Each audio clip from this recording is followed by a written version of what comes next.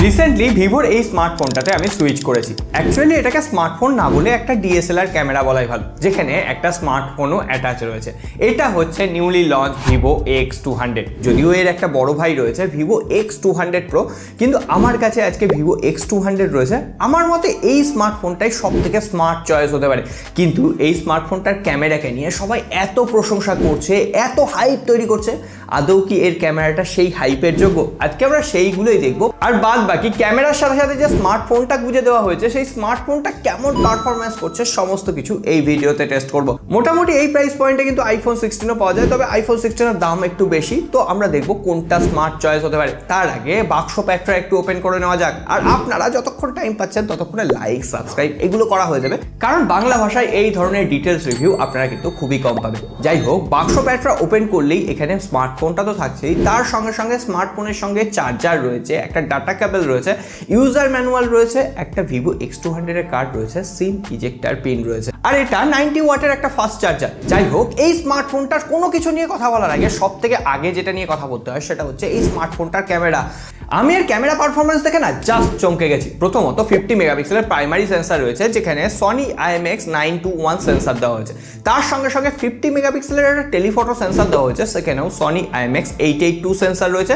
আর এখানে জাইসের সাথে পার্টনারশিপ বা কোলাবোরেশন রয়েছে। আর তৃতীয় যে সেন্সারটা, সেটাও 50 মেগাপিক্সেলের, সেটা হচ্ছে আল্ট্রা ওয়াইড অ্যাঙ্গেল লেন্স, সেখানে স্যামসাং এর JN1 সেন্সার রয়েছে। এই সমস্ত স্পেসিফিকেশন দূরে সরিয়ে রেখে আমরা যদি ছবির কোয়ালিটি নিয়ে কথা বলি, এই ফোনটা দিয়ে যদি আমি কোনো ছবি তুলি, সেটা ডিএসএলআর এ তোলা ছবি না একটা স্মার্টফোনে তোলা ছবি, অনেক সময় বোঝা যাচ্ছে না।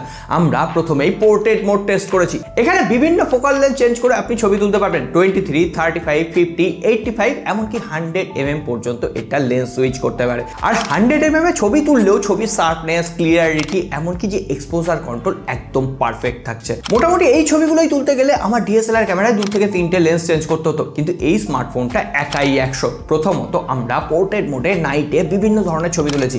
এখানে মেলা চলছিল, সেখানে যে ছবির light balance, exposure control, edge to edge detection একদম পারফেক্টলি ম্যানেজ করতে পেরেছে। আর পেছনের দিকে যে ডাইনামিক রেঞ্জ, সেটাও কিন্তু যথেষ্ট ভালোভাবে মেনটেন করতে পেরেছে। আর এর সাথে সাথে ডে লাইটে কতটা দুর্ধর্ষ পারফর্ম করছে সেটা আপনাদের চোখের সামনে। আমি বেশ কিছু ছবি তুলেছি, ছবিগুলো আপনাদের সামনে অ্যাটাচ করে দিলাম, আর গুগল ড্রাইভের অরিজিনাল লিঙ্কটা দিয়ে দেবো। তাহলে ছবির সাইজ কত হচ্ছে, শার্পনেস কত হচ্ছে, সেগুলো আপনারা পারফেক্টলি বুঝে যাবেন। আর জাইসের সাথে কোলাবোরেশন রয়েছে, মানে এখানে ভরে ভরে জাইসের ফিল্টার পাবেন, যেমন বায়োটা, সোনার, এমনকি ফ্লেয়ার মোড, যেগুলো দেখতে দুর্ধর্ষ লাগছে। আর বিভিন্ন ফিল্টার মোডও অ্যাভেলেবেল রয়েছে। আর সেকেন্ডে আমরা ultra wide angle lens test করলাম, যেটা 119 ডিগ্রি FOV প্রোভাইড করতে পারছে। আর এখানে ডাইরেক্ট সানলাইটেও আল্ট্রা ওয়াইড অ্যাঙ্গেল লেন্স দিয়ে যথেষ্ট শার্প ছবি ক্যাপচার করা যাচ্ছে। কোনো রকম ক্যামেরা নিয়ে আপনি ঘাটতি খুঁজে পাবেন না। আর পাশাপাশি ক্যামেরা UI তো ভরে ভরে ফিচার দেওয়া হয়েছে। এখানে একটা ল্যান্ডস্কেপ মোড দেওয়া হয়েছে, যেটাতে আপনি বিভিন্ন শাটার স্পিড কন্ট্রোল করে ছবি তুলতে পারবেন। মুনলাইট এফেক্ট রয়েছে, এমনকি চাইলে আপনি 100x জুম করে চাঁদের ছবিও দেখতে পাবেন। আরে না না, এখানেই ক্যামেরার কথা শেষ হয়নি। ক্যামেরা তো আরেকটা পরেই রয়েছে। এখানে একটা প্রফেশনাল ম্যাক্রো ক্যামেরা দেওয়া হয়েছে, সেখানে আপনি 10x ম্যাক্রো জুমে সাপোর্ট পাবেন। আর এত দূর থেকে ম্যাক্রো ফটোগ্রাফি করার পরও সেই ছবিতে কোনো রকম শার্পনেসের অভাব নেই। ছবিটা ফুল ক্লিয়ার ছিল, এক্সপোজার কন্ট্রোল ঠিকঠাক ছিল। ইনসেন। ভিভো এখানে ক্যামেরা নিয়ে কতটা কাজ করেছে সেটা দেখলেই বোঝা যায়। হ্যাঁ, যতই প্রশংসা করবো সেটা কমই থেকে যায়। আর ভিডিও ক্যামেরার কথা বলতে গেলে ফ্রন্ট এবং রেয়ার ক্যামেরা দুটো দিয়ে আপনি 4K 60 FPS এ ভিডিও শুট করতে পারবেন। আর সেটার কোয়ালিটিও যথেষ্ট ইনসেন। ছবির শার্পনেস বেটার ছিল, এক্সপোজার কন্ট্রোল, লাইটিং অ্যাডজাস্টমেন্ট সমস্ত পারফেক্টলি ম্যানেজ করতে পারছে। আর হ্যাঁ, এখানে আপনি পোর্ট্রেট ভিডিও শুট করতে পারবেন, কিন্তু আপ টু 1080p 30 FPS এ। আর সেটাতেও এজ টু এজ ডিটেকশন যথেষ্ট পারফেক্টলি ম্যানেজ করতে পারছে ভিডিও ক্যামেরার ক্ষেত্রে।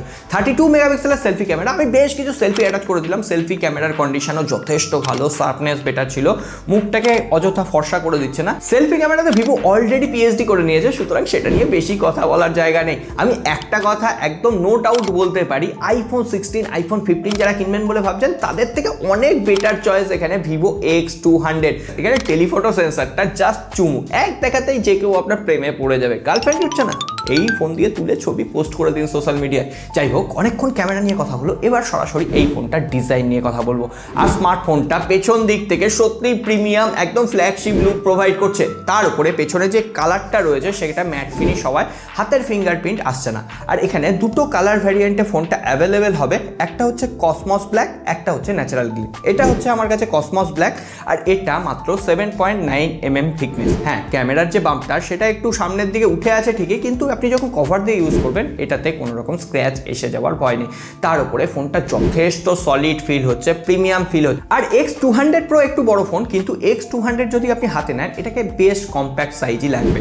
এক হাতে মোটামুটি ইউজ করা যাচ্ছে। 203 গ্রামের আশেপাশে ওয়েট, আর যে ফ্রেমটা রয়েছে সেটাও কিন্তু মেটাল ফ্রেম রয়েছে। সুতরাং প্রথম থেকেই ফোনটাকে যে প্রিমিয়াম ফোন লাগছে এ কথা অস্বীকার করার জায়গা নেই। তার উপরে প্রোটেকশনের জন্য IP68 প্লাস IP69 প্রোটেকশন দেওয়া হয়েছে। সুতরাং আপনি চাইলে আন্ডার ওয়াটার ফটোগ্রাফিও করতে পারবেন, তবে হ্যাঁ ওয়ারেন্টি ক্লেম করতে পারবেন না। আর এটা প্রত্যেকটা কোম্পানির জন্য কিন্তু একই নিয়ম। তবে হ্যাঁ শখের কারণে দুই একবার করে নেওয়াই যায়। আর ছোট করে এবার যদি একটু ফোনটার ওভারভিউ দেখিয়ে দিই, তাহলে উপরের দিকে সেকেন্ডারি নয়েজ ক্যান্সেলেশন মাইক রয়েছে, স্পিকার রয়েছে। ফোনটার ডান দিকে রয়েছে ভলিউম আপ এবং ডাউন কি, তার নিচে পাওয়ার অন অফ কি।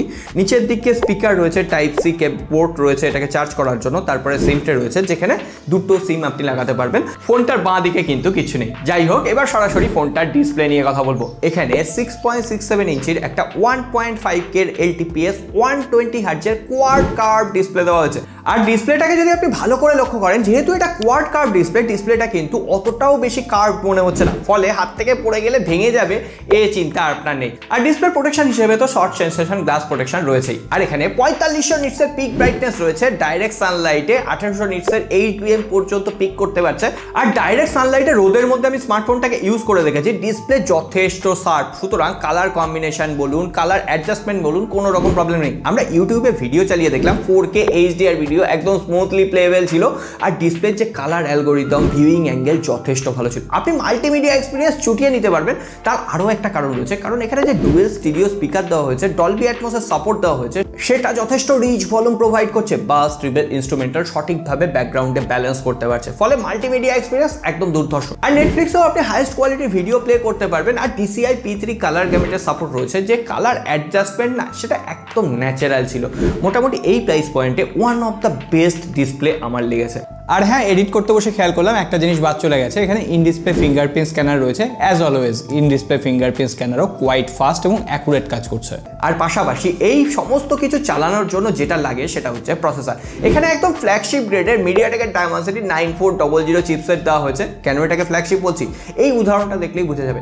Antutu-S এ প্রায় 24 লাখের ওপর। আর তার আরও একটা কারণ রয়েছে, এখানে LPDDR5X RAM রয়েছে আর UFS 4.0 স্টোরেজ টাইপ ব্যবহার করা হয়েছে। আর এটা দুটো ভ্যারিয়েন্টে অ্যাভেলেবেল, একটা হচ্ছে 12256 আর একটা হচ্ছে 16512GB। আর যে X200 Pro সেটা একটা ভ্যারিয়েন্টই অ্যাভেলেবেল, সেটা হচ্ছে 16GB 512GB। যাই হোক, এই ফোনটা দিয়ে আমরা ডেলি পারফরমেন্স একদম স্মুথ পেয়েছি। কোথাও কোনো রকম ল্যাগ নেই, ফ্রেম ড্রপ নেই, এমনকি হেভি অ্যাপ্লিকেশন, এডিটিং অ্যাপ্লিকেশন, আর সেটাও একদম স্মুথলি কাজ করছে। আর সেটা হওয়ারই কথা, কারণ এতটা পাওয়ারফুল একটা SoC দেওয়া হয়েছে। সুতরাং আমরা গেমিং টেস্টে সোজাসুজি চলে গেছিলাম। এখানে BGMI স্মুথ এক্সট্রিম সেটিংসে খেলা যাচ্ছে, কোনো রকম ল্যাগ নেই, ফ্রেম ড্রপ নেই। আমি অনেকক্ষণ গেমিং করে দেখেছি, তার সত্ত্বেও যথেষ্ট অপটিমাইজ পারফরমেন্স প্রোভাইড করতে পারছে। আর তার পেছনে আরও একটা কারণ হচ্ছে এর software optimisation. Out of the box Android 15 তো পাচ্ছি, তার সঙ্গে সঙ্গে FunTouch OS 15 এর কাস্টমাইজেশন রয়েছে। দু একটা ছোটোখাটো প্রি ইনস্টলড অ্যাপ্লিকেশন রয়েছে যেটাকে আপনি আনইনস্টল করতে পারবেন, সেই সব কোনো ফ্যাক্টরই নয়। ফ্যাক্টর হচ্ছে এখানে কি কি অপশন রয়েছে। এখানে ভরে ভরে AI ফিচার দেওয়া হয়েছে। প্রথমত, একটা ছবি একটু ঘোলাটে আছে, আপনি AI এনহ্যান্সার ব্যবহার করবেন, ছবিটা একদম শার্প হয়ে যাবে। পাশাপাশি AI ইরেজার অপশন রয়েছে। আপনি একটা ভালো ছবি তুললেন, পেছনে ব্যাকগ্রাউন্ডে মানুষজন চলে এলো, সেটাকে এক ক্লিকে আপনি হটিয়ে দিতে পারবেন। তার পাশাপাশি সার্কেল টু সার্চ ফিচার, এতদিন যেটা আমরা স্যামসাং এর ফ্ল্যাগশিপ ফোনে পেতাম, সেটা Vivo X200 এ আমরা পাচ্ছি। আর তার ছাড়াও এখানে AI নোট অ্যাসিস্ট অপশন রয়েছে। মোটামুটি AI ফিচার দিয়ে সম্পূর্ণ ভরিয়ে দেওয়া হয়েছে। আর এই সমস্ত কিছু পর দু একটা টুপিটাকি কথা বলে রাখা ভালো। কানেক্টিভিটির জন্য এখানে 15+ 5G ব্যান্ডের সাপোর্ট রয়েছে, 5G VoNR এর সাপোর্ট রয়েছে, ডুয়াল ব্যান্ড ওয়াইফাই এর সাপোর্ট রয়েছে, কোনো রকম নেটওয়ার্কের ইস্যু নেই। আর এই স্মার্টফোনটা এতটা স্লিম হওয়ার পরও 5800 mAh এর ব্যাটারি দেওয়া হয়েছে, তার সঙ্গে সঙ্গে 90 ওয়াটের ফাস্ট চার্জার। মোটামুটি 50 মিনিটের আশেপাশে লাগছে ফোনটাকে ফুল চার্জ হতে। তবে একদিন নয়, আপনি 2 দিনের ব্যাটারি ব্যাকআপ পেয়ে যাবেন। আমি এত হেভি ইউজ করছি, এত ছবি তুলছি, কারণ ক্যামেরার জন্যই তো এই স্মার্টফোনটা আসল। আর যখনই কোনো জিনিস দেখছি না, এর ক্যামেরাটা এতটা অপটিমাইজ, ছবি তুলতে ইচ্ছা করছে। এতটা ইউজ করার পরও আমার 2 দিনের ব্যাটারি ব্যাকআপ দিয়ে দিয়েছে। মোটামুটি 8 থেকে 8.5 ঘন্টা 9 ঘন্টা আপনি স্ক্রিন অন টাইম হেসে খেলে পেয়ে যাবেন। কোনো রকম ব্যাটারি নিয়ে সমস্যা হওয়ারও জায়গা নেই। তাহলে এবার কনক্লুশন পার্টে আসার আগে একটু দামটা শেয়ার করে দিই। Vivo X200 Pro এটার 16GB 512GB দাম শুরু হচ্ছে 95,000 টাকা থেকে। আর যেটা এর ছোট ভাই Vivo X200, সেটার আবার দুটো ভ্যারিয়েন্ট রয়েছে, দাম শুরু হচ্ছে 65,999 টাকা থেকে। সো আমার মনে হয়েছে বছরের শেষে আপনি যদি একটা নো কম্প্রোমাইজড ক্যামেরা স্মার্টফোন চান, তার সঙ্গে সঙ্গে একদম ফ্ল্যাগশিপ গ্রেডের একটা পারফরমেন্স, দেখতে অসাধারণ, তার পাশাপাশি IP68 69 এর মতো প্রিমিয়াম ফিচার দিয়ে এটা হচ্ছে একটা সম্পূর্ণ flagship killer device. So overall আপনাদের ভিভো X200 কেমন লাগলো কমেন্ট বক্সে জানাবেন। আমার মতে আজকের দিনে দাঁড়িয়ে ক্যামেরার জন্য এটা একটা বেস্ট স্মার্টফোন। সো ওভারঅল আপনাদের ফিডব্যাক কি কমেন্ট বক্সে লিখে জানাবেন, আর প্রশ্ন থাকলে সেটাও জানাবেন, আমি রিপ্লাই দেওয়ার জন্য সবসময় আছি। সকলে ভালো থাকবেন, সুস্থ থাকবেন, দেখা হবে আগামী পর্বে।